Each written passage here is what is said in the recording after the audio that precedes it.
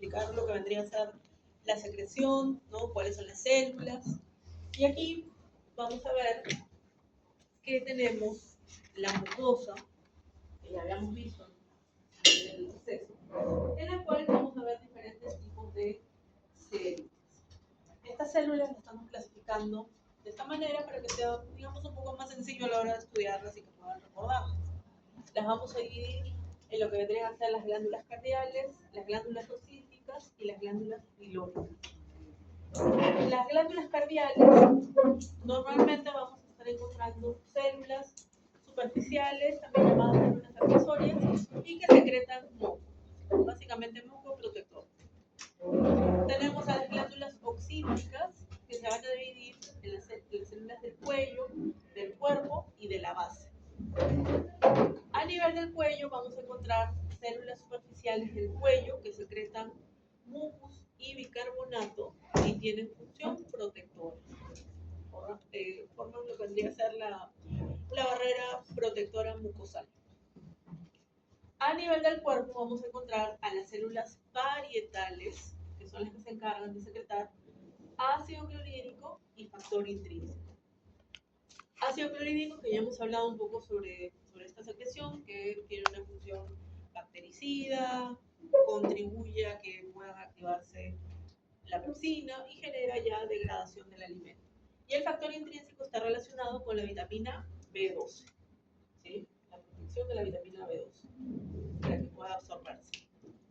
Y en la base encontramos a las células principales o células jefe que van a estar secretando pepsinógeno, ¿sí? Pepsinógeno, acuérdense, terminación nógeno significa inactivo. Por lo tanto, ¿sí? Necesita ser activado. ¿Quién se encarga de activar el pepsinógeno? El ácido clorhídrico. El ácido clorhídrico hace que el pepsinógeno se convierta a pepsina. Y la pepsina es la que se va a encargar de degradar a las proteínas, ¿sí? Que llegan hasta el estómago. Y también las células principales van a estar liberando lipasa gástrica, que son las que comienzan la digestión de los lípidos a nivel del estómago. Y finalmente tenemos a las glándulas pilóricas, las cuales tenemos a las células G, que liberan gastrina, y la gastrina tiene sus receptores en las células parietales. Por lo tanto, su función es aumentar la secreción ácida, aumentar la secreción del ácido clorhídrico. Las células D liberan somatostatina, y la somatostatina tiene receptores sobre las células parietales, pero tiene un efecto contrario. ¿Por qué? Porque lo que hace es disminuir la secreción ácida. ¿Por qué? Porque sus receptores están acoplados a proteínas G, generan inhibición. Y luego tenemos a las células ESL, es decir, las células parecidas a las enterocromafines, que liberan histamina. Y la histamina tiene receptores histaminérgicos 2 en las células parietales. Por lo tanto, su función es aumentar el ácido, aumenta el ácido clorhídrico. ¿Sí? Entonces, básicamente, estas son las células que nosotros vamos a encontrar a nivel del estómago, dependiendo de la zona. ¿Alguna duda, alguna pregunta? La última que era células SL, parecidas a las enterocromafines.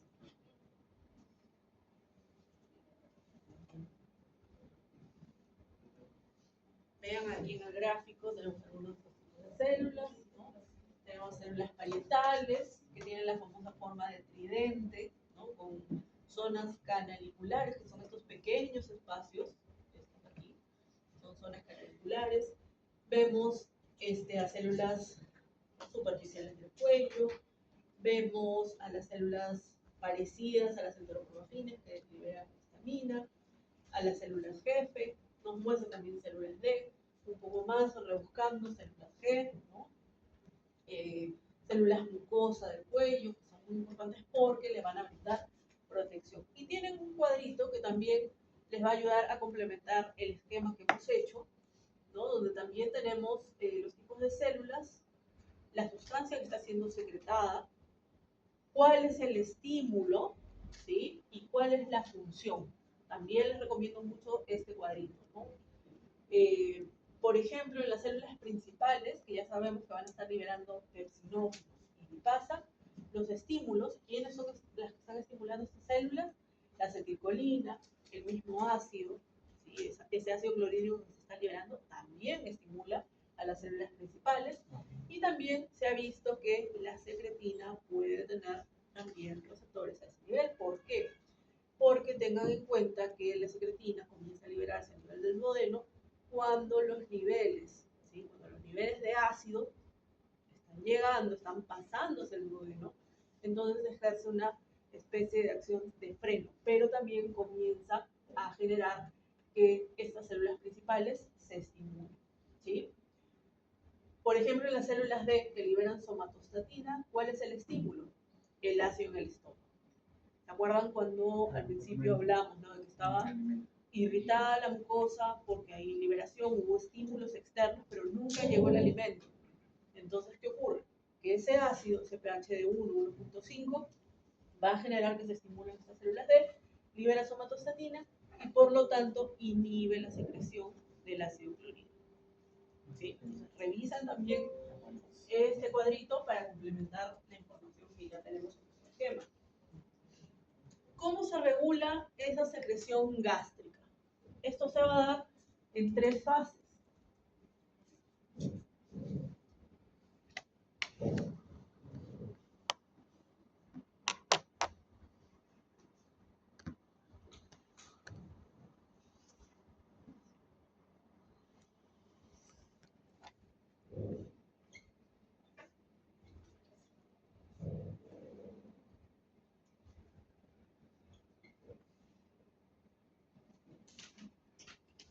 Ojo, la regulación de la secreción gástrica se va a dar en 3 fases.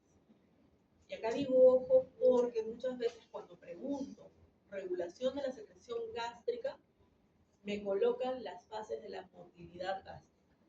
Y cuando pregunto sobre la motilidad gástrica, me responden las fases de la regulación gástrica. Entonces, ojo, no confundir. En este caso tenemos, para la secreción gástrica, se va a dar en 3 fases. La fase cefálica, ¿sí?, la fase gástrica y la fase intestinal. En la fase cefálica significa que, bueno, aquí el ser humano, pero para nosotros los animales, están viendo, oliendo, escuchando a lo mejor el ruido que les dice que ya el alimento se está preparando. Entonces, por lo tanto, eso va a generar reflejo captado por receptores, ¿sí?, receptores que van por vías aferentes hacia los centros gástricos, y las respuestas, las vías eferentes, van hacia el estómago haciendo que se libere ácido clorhídrico, ¿no?, que se libere acetilcolina, que se libere gastrina, que se libere histamina, para que finalmente aumente el ácido. Ahora, en la fase gástrica es la fase en que el alimento ya se encuentra dentro del estómago.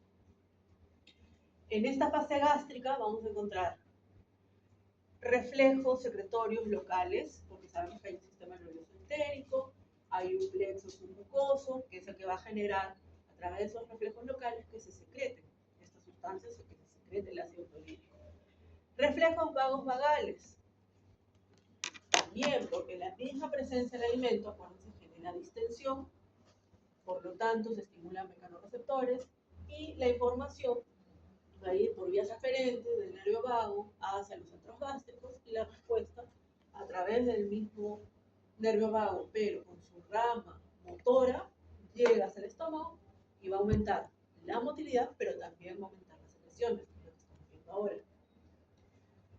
Y estimulación gastrina-histamina, por supuesto que sí, porque estos mismos reflejos locales y reflejos vagos vagales estimulan a las células G y a las células SL. Aparte de las células parietales, también estimulan a las G y a las SL. Por lo tanto, se libera gastrina, se libera histamina, que tienen receptores en las células parietales y por lo tanto siguen aumentando el ácido clorhídrico. ¿Sí? Y luego tenemos la fase intestinal. donde vamos a ver mecanismos hormonales y nerviosos. Aquí vamos a ver reflejos enterogástricos, como los que vimos la semana pasada, donde estaba la colecistoquinina, la secretina, el GIP, ¿no? El péptido inhibidor gástrico, ¿no? Genera inhibición del vaciamiento, pero también tienden a generar inhibición de las secreciones. Aproximadamente la fase cefálica está conformada por un 20% de la actividad de esta secreción gástrica. La fase gástrica es la que se encuentra mayoritariamente, aproximadamente entre un 60-70%. Es la que tiene mayor actividad. ¿Por qué? Porque el alimento, el bolo alimenticio, está en el mismo estómago. Entonces es lógico que tenga mayor secreción. Y en la fase intestinal baja aproximadamente a un 10%. ¿Ok? Entonces, esta es la proporción de la regulación de la secreción gástrica con sus fases: cefálica, gástrica e intestinal. ¿Queda claro? ¿Sí? ¿Sí? ¿Alguna duda? Todo está claro. En la fase intestinal se activa cuando hay presencia, ¿no? También de... Hay presencia del alimento a nivel del estómago, pero ya comenzó a llegar, ya comenzó a pasar hacia el intestino celular. Entonces eso es lo que activa estos reflejos enterogástricos.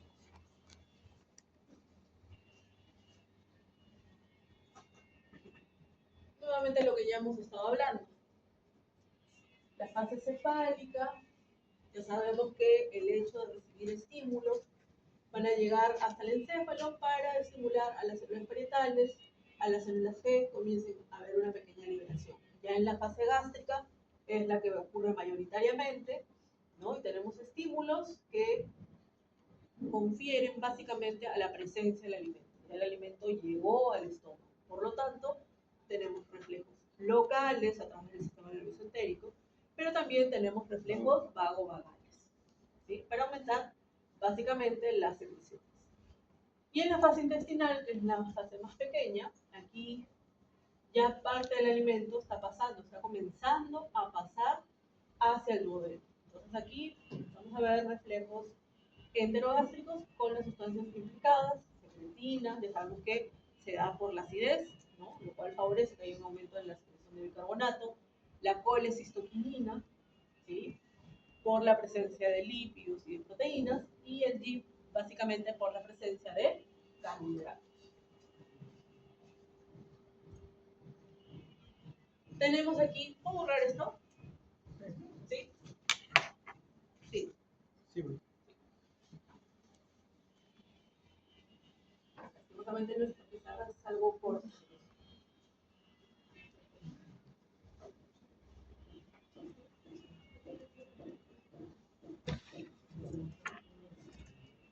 Básicamente aquí lo que estamos viendo es a nuestras células parietales y la forma como van a liberar el ácido clorhídrico. Normalmente cuando se encuentra en reposo es como que estos canalículos se encuentran como cerrados, no cerrados totalmente, pero cuando hay liberación sí hay una mayor apertura por esta salida de hidrógeno y de cloro. Aquí, bueno, aquí nos está mostrando estos reflejos vagovagales, cómo van a facilitar que haya activación de las células G, de las células SL de aquí, pero que son importantes para que las glándulas oxíticas, las células parietales, comiencen a liberar ácido clorhídrico, ¿sí? Y también las células principales puedan liberar pepsinógeno, porque normalmente, como están recibiendo los mismos estímulos, sobre todo por parte de la acetilcolina, ambos comienzan a secretarse, ¿no? Y se van a potenciar. Nuevamente aquí, células parietales, y vamos a ver cómo es que se forma el ácido clorhídrico. Siempre digo que vamos a empezar desde lo más sencillo, y es cómo se forma primero el hidrógeno, o sea, de dónde sale ese hidrógeno. Entonces, primero lo que vamos a ver es que el CO2, ¿sí? El CO2 se va a encontrar con una molécula de agua, CO2 que se produce en la misma célula, porque realiza el metabolismo, o el CO2 que está difundiendo hacia el interior de la célula, que también puede ocurrir. Y mediada por la anhidrasa carbónica, se forma ácido carbónico. Y el ácido carbónico se va a disociar en hidrogenión y bicarbonato. Ahí ya tenemos nuestro hidrógeno. ¿Qué ocurre con el hidrógeno? El hidrógeno va a ir hacia la membrana apical, hacia la zona canalicular, y va a salir a través de la bomba de hidrógeno, potasio, ATPase, que es la famosa bomba de protones, que hace que se bombee hidrógeno hacia el exterior y que potasio ingrese. ¿Qué estimula esa bomba? Vamos a tener tres estimulantes principales: la acetilcolina, la gastrina y la histamina. Por medio de su señalización a nivel intracelular, ¿sí? Aquí proteína GQ, GS. Por medio de esa señalización, aquí ya sabemos que lo que va a ocurrir es que hay un aumento de calcio. Y aquí lo que va a ocurrir es que hay activación de la proteína quinasa A. Y ambas van a generar que se active esta bomba. Sí, son las que van a estimular a que el hidrógeno que se formó salga a través de esa bomba. ¿Ok? Es la que permite que salga. Ahora, ¿de dónde sale el cloro? Sabemos que se ha formado bicarbonato. Ese bicarbonato va a pasar hacia la sangre.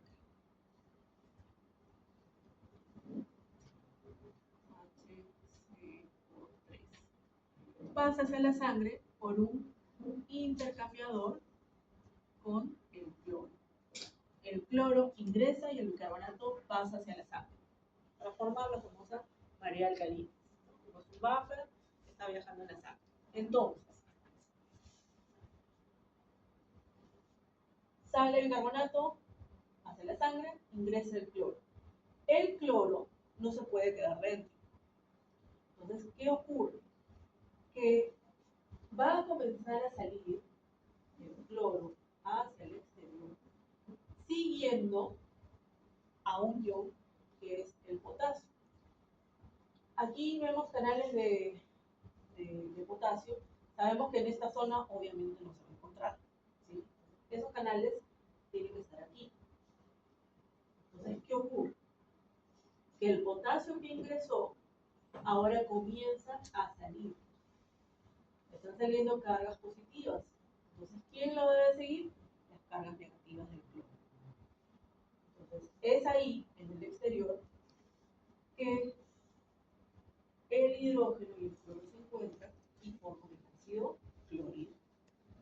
Esa es la forma, para la redundancia, cómo se forma, es la manera como se forma. ¿Alguna duda?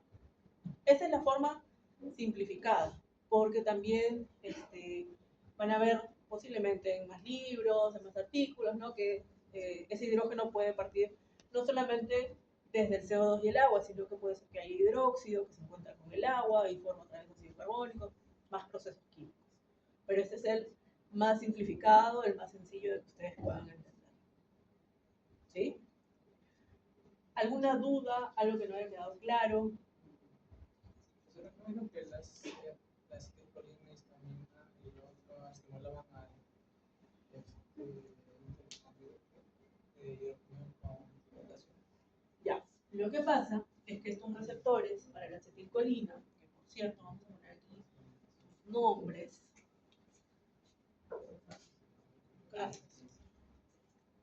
en el caso de la acetilcolina tiene receptores M3, en la gastrina sus receptores son receptores de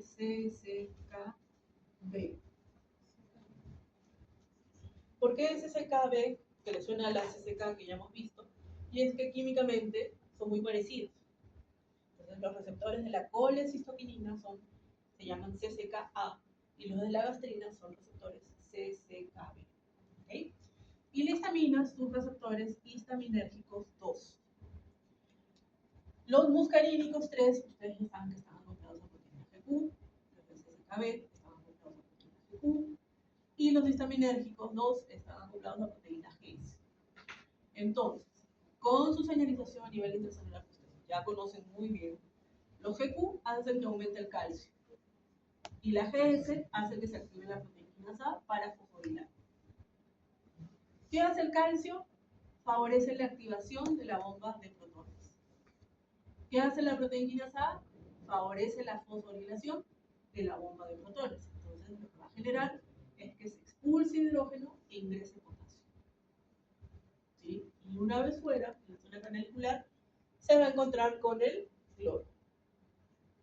Se encuentra con el cloro, que ya sabemos de dónde viene desde la sangre. Fue intercambiado con el bicarbonato y siguiendo su gradiente, siguiendo al potasio, sale al exterior. Entonces ahí se forma el ácido clorhídrico. ¿Parece más claro? ¿Seguro? ¿Sí? ¿Alguna pregunta, duda?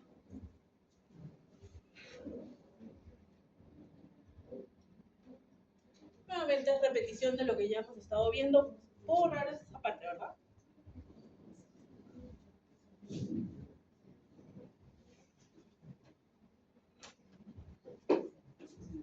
Lo que habíamos visto, célula parietal, sus receptores de gastrina, de acetilcolina y de histamina.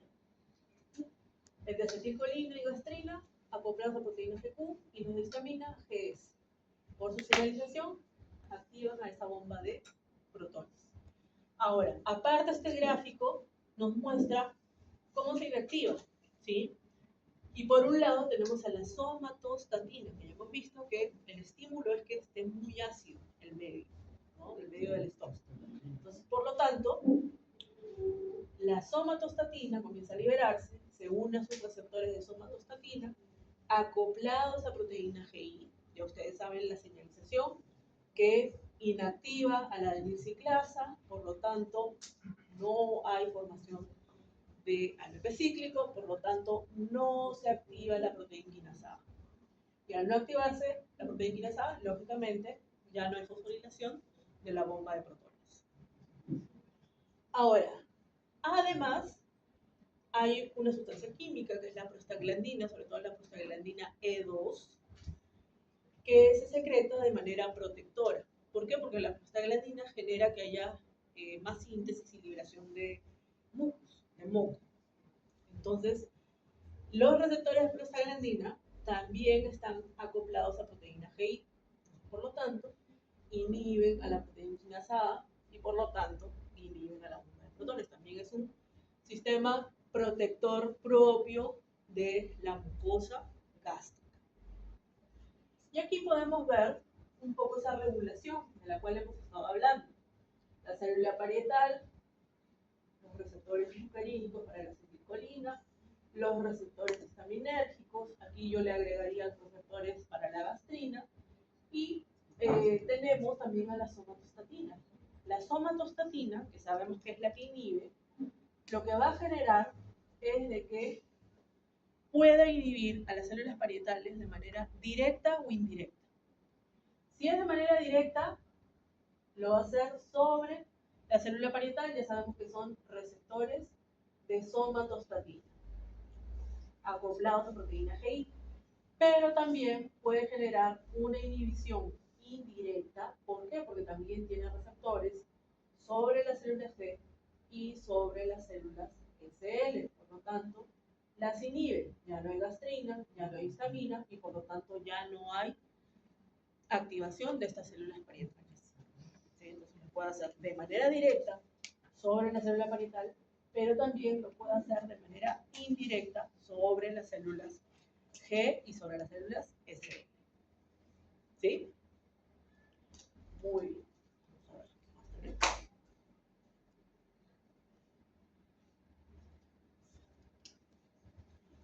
Este gráfico es un poco repetición de lo que, es un poco repetición de lo que ya venimos viendo. nos muestra lo que vendría a ser el estómago y nos muestra el intestino. Sabemos que hay alimento en el estómago que está sufriendo procesos digestivos, ¿no? Y parte del quimo está llegando al intestino delgado, al duodeno. Por lo tanto, está llegando ese quimo que tiene un componente ácido, que tiene estructuras químicas como lípidos, proteínas o carbohidratos, y que además puede ser un poco hiperosmótico. Entonces, ¿qué vemos? Si es ácido, estimula a las células S para que liberen lo que vendría a ser la secretina. Si contiene lípidos, ¿no?, o proteínas, comienza a activar a las células I que van a secretar colecistoquinina. Si son hidratos de carbono, van a estimular a las células K, que son las que sintetizan al GIP, al péptido inhibidor gástrico, que sabemos que van a funcionar como enterogastrones. ¿Cómo? Inhibiendo el vaciamiento gástrico, que vimos la semana pasada, pero también inhibiendo las secreciones. Porque es como que le pone un alto, como diciéndole, tenemos aquí, ha llegado quimo, necesitamos que actúe las enzimas, la bilis, todo lo que se pueda. Y una vez que haya sido procesado, que haya sufrido absorción, ahí recién deja de secretarse estas sustancias químicas, estas hormonas, para que nuevamente pueda llegar otro lote de alimento hacia el intestino y nuevamente seguir el proceso. Ahora, puede haber una solución hiperosmótica, lógicamente, porque está llegando gran cantidad, ¿no?, a nivel del quimo. Y esto va a activar al sistema nervioso entérico para realizar estos reflejos de tipo enterogástrico, que frenan nuevamente el vaciamiento y también las secreciones. ¿Okay? Y en este gráfico vamos a ubicarnos, vean lo que dice, el plexo entérico, la mucosa gástrica y la luz del estómago. Entonces, aquí lo que nos está mostrando es que las vías parasimpáticas están liberando el neurotransmisor, que vendría a ser acetilcolina, pero que está llegando a diferentes células que sabemos que es una mucosa. Por ejemplo, si llega a las células SL, no sé si se llega a ver bien, va a liberar histamina. Si llega a las células G, va a liberar gastrina, ¿no? Y esta gastrina y esta histamina, vean cómo estimulan a las células parietales. ¿Para qué? Para liberar el ácido clorhídrico. Y el ácido clorhídrico, vean qué importante es, porque vemos que las células principales están liberando pepsinógeno que se encuentra inactivo, pero gracias al ácido clorhídrico, gracias a esa acidez, se convierte en pepsina. Pepsina que va a degradar a las proteínas. Y lógicamente, cuando comienza a aumentar la acidez, ¿quiénes se van a estimular? Las células D, que van a comenzar a liberar somatostatina para frenar la liberación del ácido clorhídrico. ¿Okay? Eso es lo que nos está mostrando este gráfico. Ahora, en cuanto a la pepsina, ya hemos visto las células jefe o células principales son las que se encargan de sintetizar, de liberar el pepsinógeno. Recibe estímulos a lo mismo que las células parietales por parte de la acetilcolina, principalmente. ¿Sí? Entonces libera ácido clorhídrico, pero también libera pepsinógeno.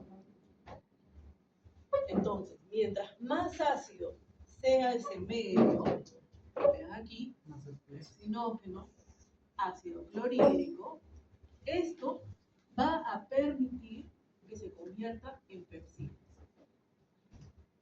que es la que finalmente degrada las proteínas, hasta obtener polipéptidos, oligopéptidos que van a llegar hasta el intestino.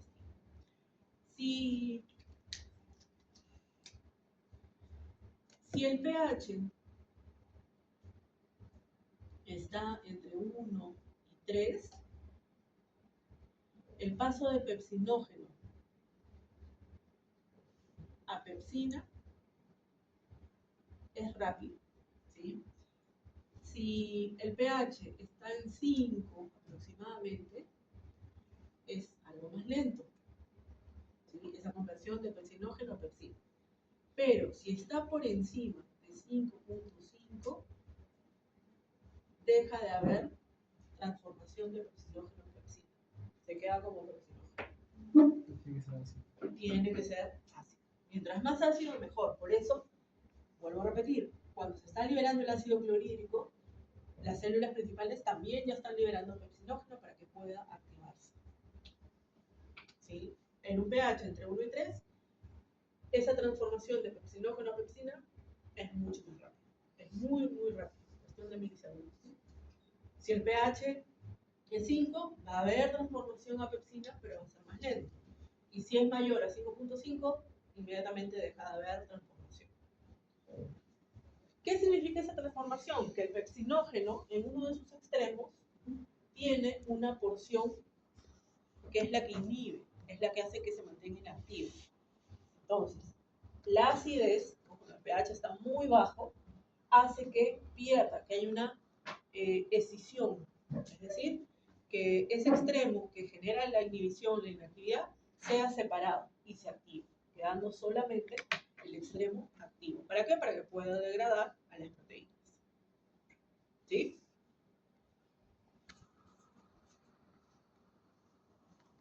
Un poco resumen de lo que ya hemos hablado.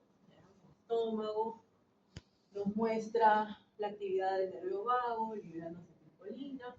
Vemos células parietales, vemos células principales, liberan la acidez, liberan el pepsinógeno que se convierte en pepsina gracias a ese pH, ¿no? Que está bien ácido.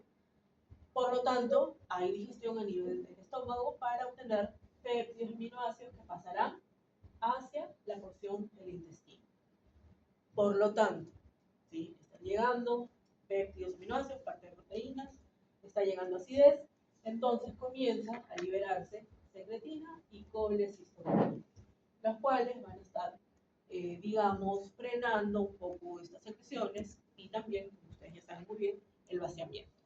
¿Okay? Eso es lo que nos está mostrando este resumen gráfico. Ahora, en cuanto a lo que vendría a ser la barrera mucosal, que es muy importante, puedo borrar esto, ¿verdad?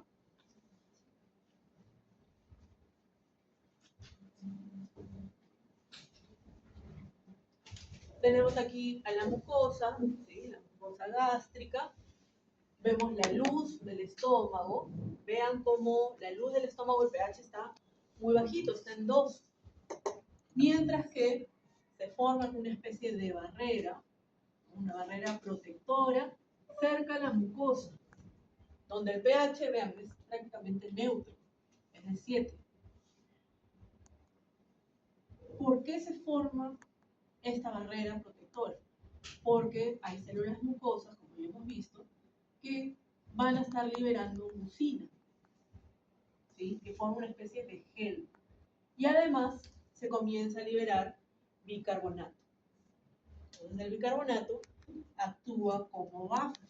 Sabemos que en el caso del ácido clorhídrico tiene hidrogeniones. Y el bicarbonato lo que hace es neutralizar. Y cuando lo neutraliza, ¿o qué significa que lo neutraliza? Significa que va a formar ácido carbónico. Y el ácido carbónico se va a disociar, sabemos por la anhidrasa carbónica, en agua y en CO2. Los cuales, sea agua o CO2, pueden difundir sin ningún problema de lesionar la mucosa. Y se repite. Entonces, esa agua, ese CO2, contribuye nuevamente a formar un carbonato dentro de estas células. ¿Para qué? Para que vuelvan a ser utilizadas como sustancias buffer, neutralizando esa acidez. Por eso es importante que se mantenga esta barrera. ¿Que se puede perder? Sí se puede perder. Ahí vemos lo que tendría por ejemplo una gastritis. Esa barrera mucosal suele perderse. Esta barrera es el moco del estómago, ¿verdad? Es el moco del estómago. Sí, es la mucina. Vean aquí, como te digo, hay vesículas que contienen la mucina y que van a ser liberadas. Son liberadas por exocitosis y forman esta barrera junto con el bicarbonato. Si, por ejemplo, hay niveles bajos de prostaglandina, esta mucosa cae. Si se le administra un fármaco, como son, por ejemplo, los AINES, ¿sí? Las diferentes especies, tienden a hacer que las prostaglandinas bajen. Por lo tanto, la mucosa tiende a perderse, o sea, la barrera mucosal tiende a perderse, lesionando la mucosa, pudiendo llevar al paciente a una gastritis o incluso a generar úlceras.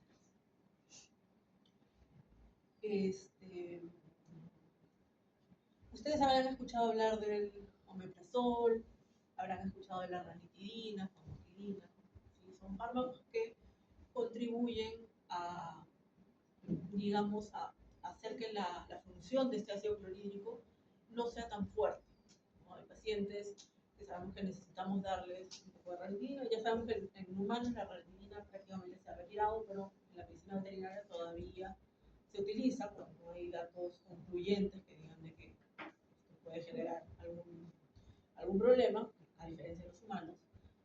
Y lo que hace la ranitidina es inhibir a los receptores histaminérgicos, a los histaminérgicos 2.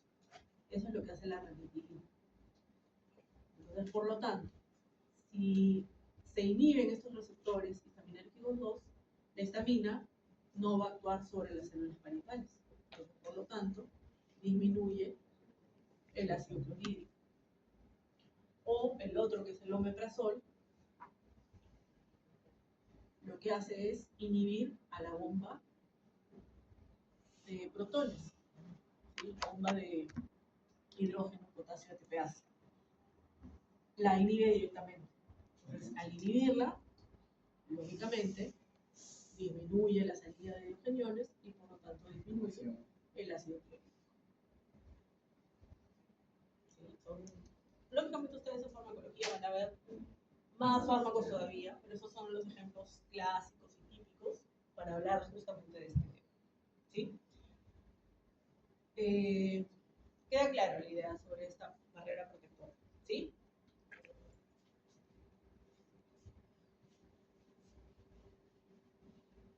Con el tema del sucralfato, ¿va a afectar en ciclina? El sucralfato lo que hace es actuar como un protector de la mucosa. Forma como una especie de película alrededor de la membrana mucosal. Algo muy importante, si vas a dar sucralfato, tienes que darle por lo menos una hora antes o una hora después de administrarle ranitidina o omeprazol. Porque si no, estos no van a poder actuar. Entonces les vas a dar por gusto. ¿Sí? Entonces actúa como una barrera protectora. ¿Sí? Esto es un poco de estructura química de estas mucinas, el mucoso. Tiene algo importante, que tiene porciones glicosiladas, que hace que no sea, digamos, susceptible de que, por ejemplo, la pepsina pueda destruirlo. Entonces, esa porción glicosilada lo protege, ¿no? Entonces, es un plus que tiene.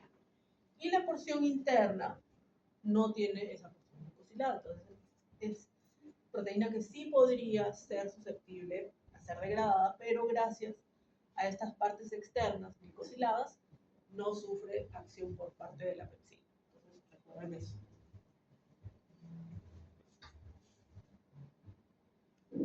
Un poquito más de cómo se sintetiza ese muco gástrico, ese mucus. Se sintetiza en estas células, ya sabemos, superficiales del cuello o células accesorias, en la cardial. Se almacena en vesículas y se libera por exocitosis, ¿sí? Para formar parte de ese gel, porque es como un gel en realidad, junto con el bicarbonato.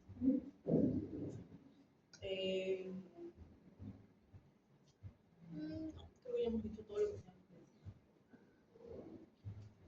Lo que ya habíamos visto nuevamente, recordando la primera gráfica de la mucosa, vean células mucosas, la barrera mucosal y la luz del estómago, donde el pH es de 1.5, mientras que la barrera, ¿no?, es prácticamente de 7. Ya sabemos, gracias al mucus y gracias al bicarbonato, que neutraliza la acidez, ya sabemos, formando CO2 y agua, que son totalmente no puedo separar la célula. ¿Sí? A diferencia si quedase como hidrógeno. Pasamos a páncreas exócrino. Aquí en el caso del páncreas exócrino, porque tengan en cuenta que también hay un páncreas endocrino, que ahí vamos a hablar de insulina, glucagón, casi también de clase. El páncreas exócrino está relacionado con la digestión. ¿Por qué? Porque el páncreas exócrino se encarga de liberar enzimas pancreáticas. Enzimas pancreáticas que son muy importantes para el proceso digestivo, sobre todo a nivel intestinal. No sé si alguien recuerda, alguien que ya esté llevando tal vez por segunda vez el curso, que normalmente esta clase la damos en la semana 2, pero esta vez la han traído a la semana 10, digamos, para hacerlo un poco más, es que eran un poco desiguales las clases. Si yo hubiese terminado la clase. ¿Cuánto tiempo nos queda libre? Entonces lo que hemos hecho es redistribuir. Y hemos traído al páncreas exócrino aquí, ya que estamos hablando un poco de colecistocinina, de secretina, ¿no? Para seguir el hilo. Entonces, el páncreas exócrino, como toda glándula, nuevamente, vamos a ver que tiene una porción acinar, ¿no? Y vemos una porción ductular. Entonces vamos a tener células acinares y células ductulares. Y también tienen una secreción especial, como vamos a ir viendo.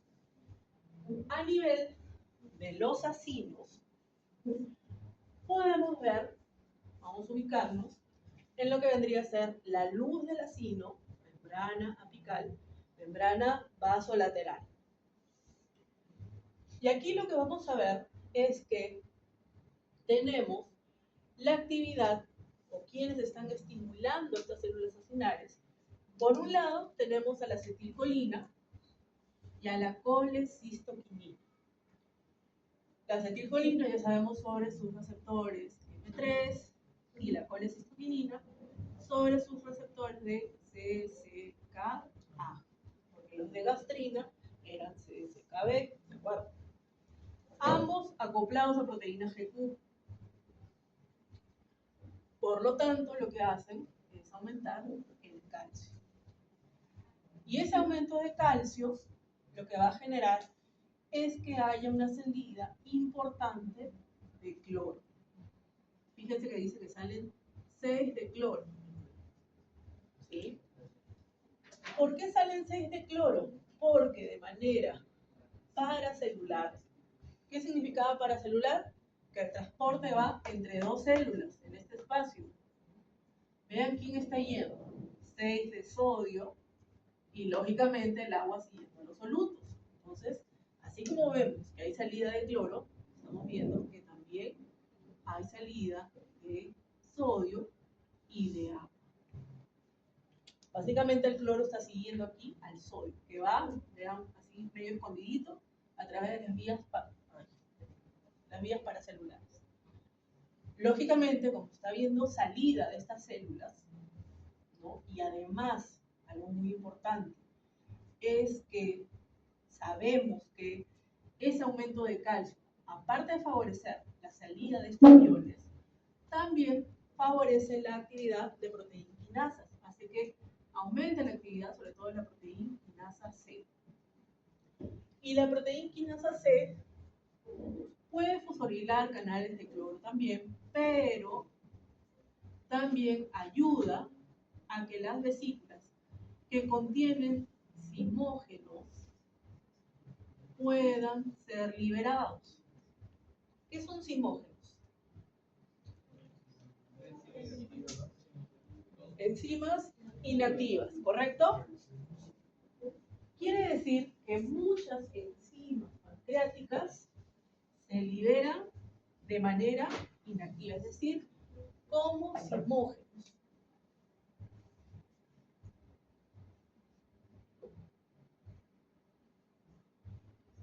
¿Por qué deben de liberarse como simógenos? ¿Y por qué no se liberan como enzimas activas?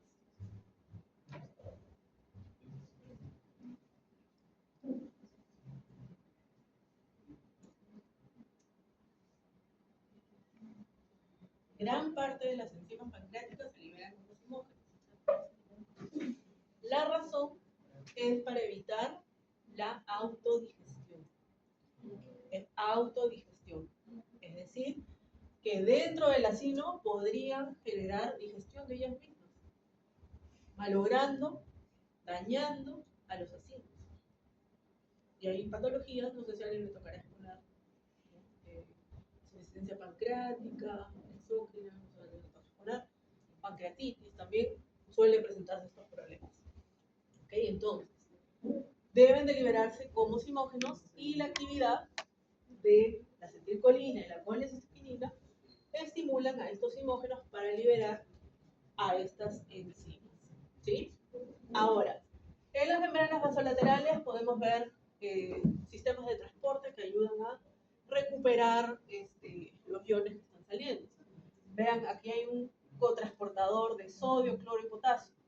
6 cloro, 3 de sodio y 3 de potasio. Vemos la bomba de sodio y potasio, que es la que va a generar ese equilibrio entre la parte interior y la exterior de estos acinos. ¿Okay? Entonces, eso es en cuanto a la porción acinal. Vemos también que pueden haber, aparte de la acetilcolina y la acetilcolina, que son las principales, pueden haber otras sustancias químicas que pueden tener receptores. No en todas las especies, pero en las domésticas varía entre una y otra. Siempre acetilcolina y CCK, pero también podemos encontrar que hay actividad, por ejemplo, del BIP o de la bombecina. La bombecina es un activador parecido a la gastrina, tiene ese nombre. Entonces tiene receptores a este nivel. Y la sustancia P. Entonces lo que hacen es favorecer la secreción enzimática. Y ya sabemos, gran parte de esas enzimas van a estar en forma de simógenos. Ahora, a nivel de las zonas ductulares, ¿sí?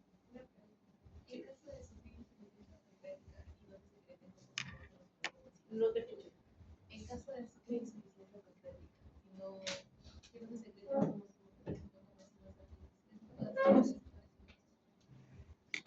Bien, bueno, ahí tiene que haber un juego de todo el cambio de alimentación, hay medicación para eso.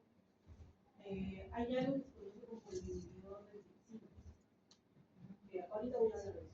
Es el que justamente impide que se active. Ya, entonces voy a hablar de eso un ratito. Ahora, en la zona ductular, en los acinos, hemos visto que los que estimulan son la acetilcolina y la colecistoquinina. Pero en la zona ductular, quienes van a estar activando son la acetilcolina con sus receptores M3 y la secretina con sus receptores de secretina. ¿Okay? En este caso, en la porción ductular, así como en la acinar eran las enzimas, en la porción ductular es el bicarbonato. Entonces, ya sea acetilcolina o sea secretina, y vean, ya sabemos los M3 acoplados a proteína GQ aumenta el calcio. Y los receptores de secretina están acoplados a proteína GS. Lo que hacen es aumentar el AMP cíclico, ¿sí? Y sea cualquiera de las dos formas, lo que hacen es favorecer, ¿sí?, la salida de bicarbonato. Y también salida de algunos iones, como por ejemplo el cloro. Cloro que sale, ¿por qué? Porque también por vías paracelulares tenemos, vean, al sodio con el agua, ¿sí?, pasando de forma pasiva. Entonces, para generar esa electroneutralidad tiene que ir cargas negativas. Entonces, el cloro comienza a salir. Se activan estas proteínas canal por parte de estos dos excitadores. Pero también favorecen que el bicarbonato pueda salir. Y el bicarbonato proviene desde la sangre, por una parte, porque también puede formarse dentro de la misma célula ductular. Si viene de la sangre, hay unos cotransportadores con el sodio, que se llaman cotransportadores NBC. ¿Sí? Son cotransportadores de sodio y de bicarbonato. Ingresa el bicarbonato y sale hacia el uso. O bien, como vemos, puede formarse a partir de CO2. CO2 que se encuentra con el agua. Entrando aquí una molécula de agua y por la reacción que ya conocemos, forma ácido carbónico. El ácido carbónico se va a disociar en, o mejor dicho, bueno, sí, se va a disociar en bicarbonato y en hidrógeno. El bicarbonato saldrá hacia la luz y el hidrógeno, vean aquí, sale hacia la sangre. ¿Para qué? Para evitar la acidificación de esa célula ductular. Entonces, el hidrógeno sale a través de intercambiadores con el sodio, o bien puede salir a través de bombas de hidrógeno. ¿Sí? Puede salir por medio de bombas de hidrógeno y, bueno, y finalmente nos muestra lo que vendría a ser la bomba de sodio y potasio, que saben que es la que va a hacer que regrese a su potencial de membrana en reposo a la célula una vez que ya cumplió su función. Esto es en cuanto a las células ductulares. ¿Sí? ¿Queda claro? ¿Alguna duda?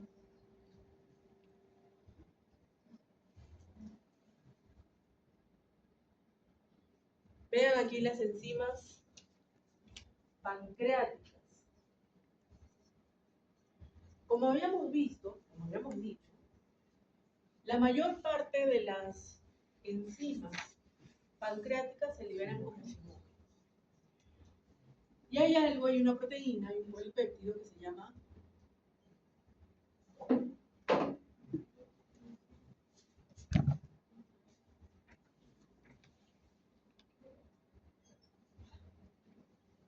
inhibidor de tripsina, o pueden encontrarlo también con el nombre de polipéptido inhibidor de tripsina, ¿sí? Con cualquiera de los dos. ¿Esto por qué? Ya hemos dicho que si estas enzimas se secretasen o se activasen dentro de estos acinos, van a generar autodigestión, porque se encargan de degradar proteínas. ¿Sí? Entonces, el inhibidor de tripsina hace que se mantenga el tripsinógeno,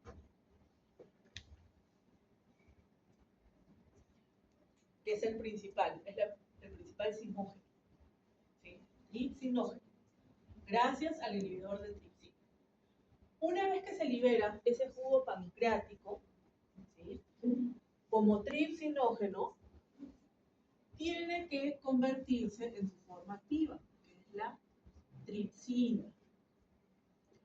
Pero para que eso ocurra, necesita de otra enzima que se secreta a nivel del duodeno, a nivel de los ribetes en cepillo, que es la enteroquinasa.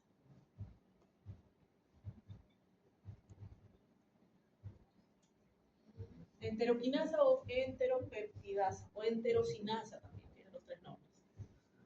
Particularmente le digo más enteroquinasa. Entonces, el tripsinógeno ya en el duodeno que ha sido liberado se encuentra con la enteroquinasa y la enteroquinasa hace que se active a tripsina.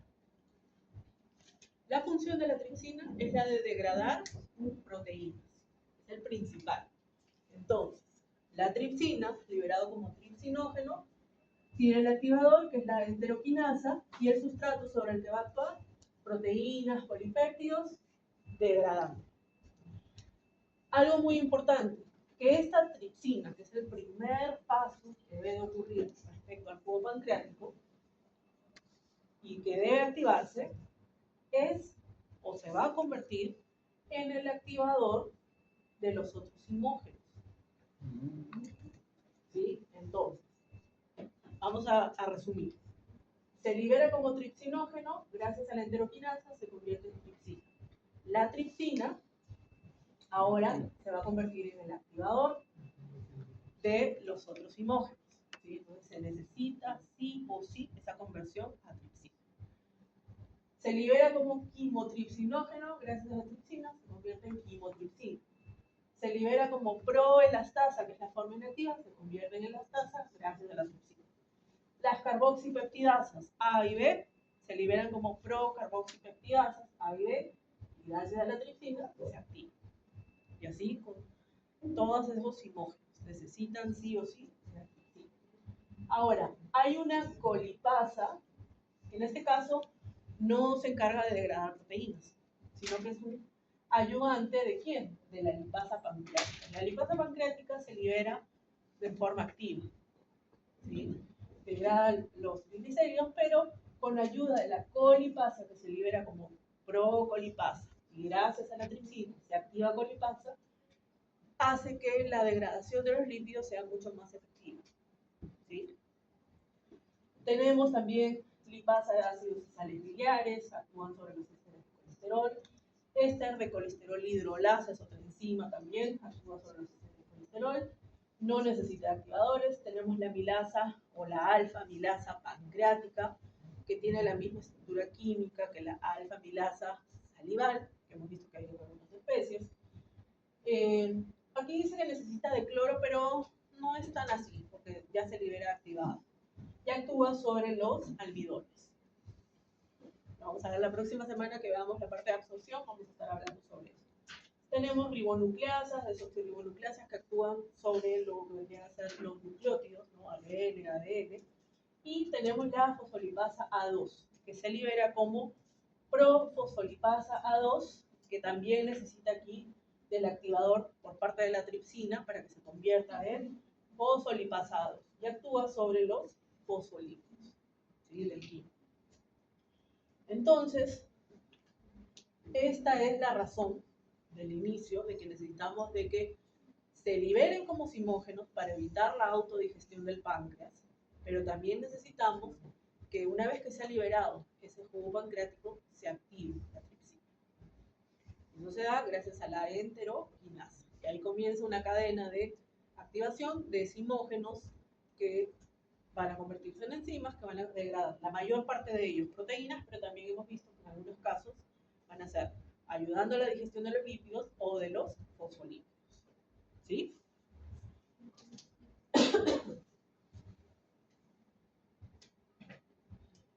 Un poco resumen de lo que ya hemos visto.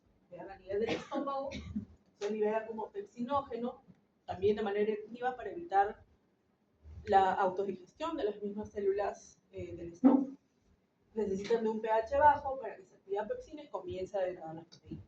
En el intestino delgado ya sabemos que llega como tripsinógeno, el jugo pancreático, y por la enteroquinasa se convierte en tripsina. Y luego la tripsina será el activador de las otras proenzimas o simógenas, ¿sí? Para que puedan generar la actividad.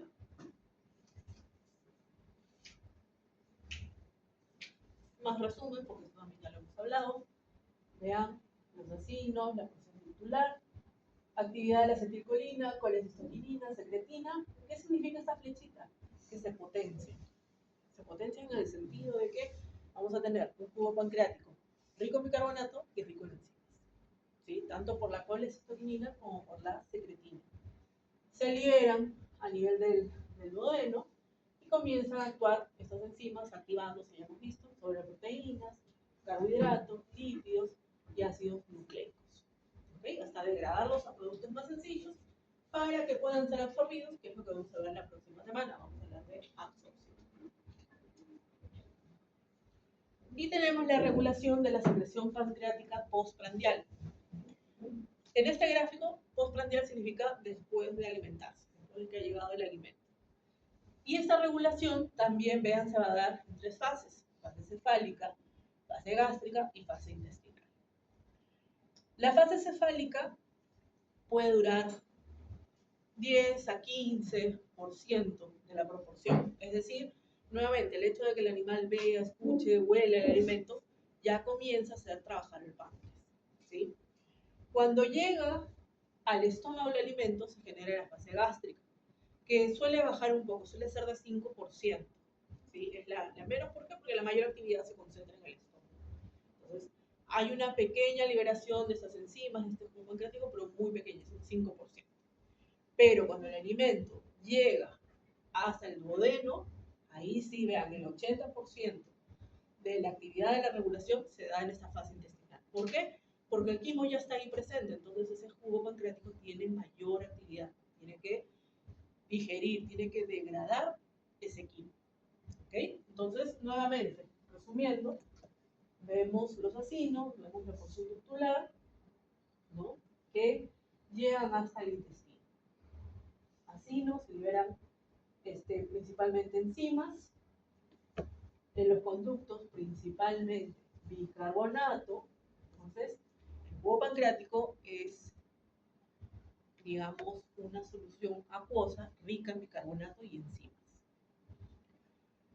Normalmente su osmolaridad es isosmótico, es decir, es de 300 milimoles. Y su mayor secreción se da a nivel intestinal. ¿Por qué? Porque el quimo se encuentra en el lugar. ¿Ok? ¿Alguna duda, alguna pregunta? ¿Sí? ¿Más resumen? Resumen incluso porque han puesto tantas actividades.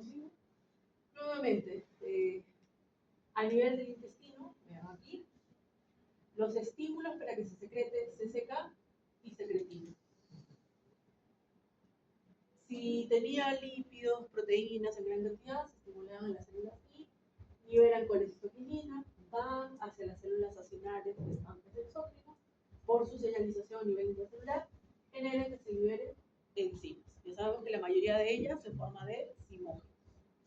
Y en el caso de la acidez que llega al duodeno, estimula las células S, se libera secretina, va hasta las células ductulares y por su señalización a nivel intracelular favorece que haya gran secreción de bicarbonato. ¿Para qué? Para justamente contrarrestar esta acidez. ¿Sí? Básicamente estamos viendo aquí feedback negativo, ¿sí? Porque busca corregir el estímulo inicial, la presencia de lípidos y proteínas y la presencia de ácidos. ¿Ok? Muy bien. ¿Alguna pregunta, alguna duda? ¿Ninguna? Ya. Todavía hay tiempo. Creo que podemos hacer los casos. ¿Sí? Ya para terminar. Vamos a ver, caso 1, caso de las salidas. Durante un cuadro de deshidratación severa, la secreción salival disminuye drásticamente. ¿Cómo afecta esto el equilibrio del pH en el rumen de una vaca, considerando el papel del bicarbonato en la saliva? ¿Quién responde? De acuerdo a lo que hemos visto el día de hoy.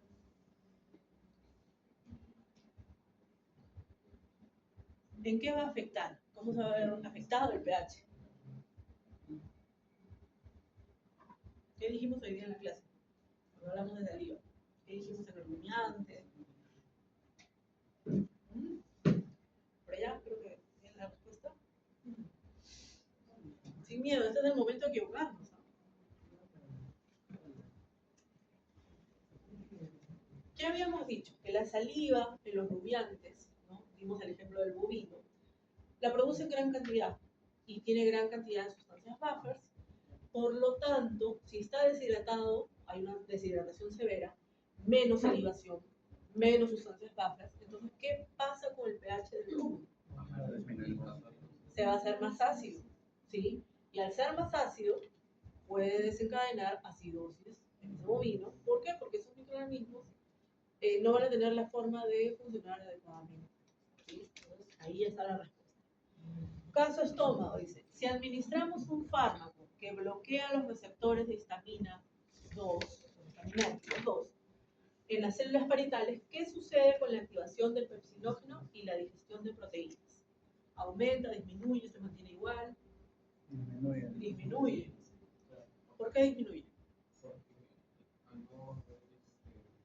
sea, la histamina y el ácido clorhídrico va a activar el pepsinógeno para que se produzca. Correcto, entonces disminuye la activación del pepsinógeno, por lo tanto no vamos a tener digestión de proteínas.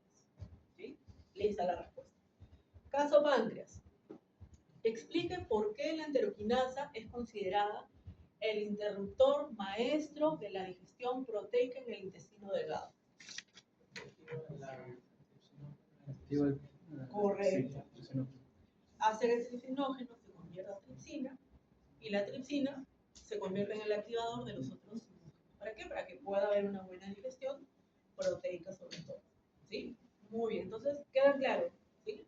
Las ideas de, digamos, en resumen, ¿no? Con estos casos. Bien, si no hay preguntas, ya los dejo. ¿Hay preguntas? ¿Dudas? Espero que estén leyendo ya porque en 2 semanas viene otra vez el examen.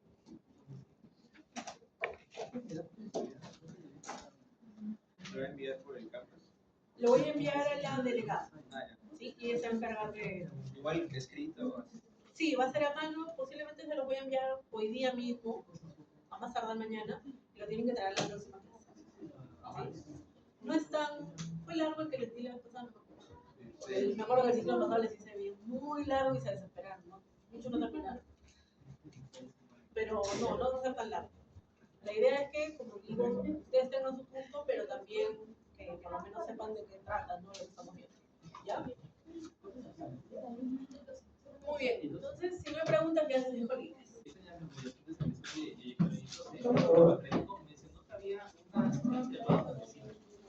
Bombelina. Claro, esa ya explica que es el o de dónde sale. Sale principalmente del estómago. Por ejemplo, en España. Puede salir principalmente en el ser humano, pero también se ha visto se ha visto también Eso ya le llamaba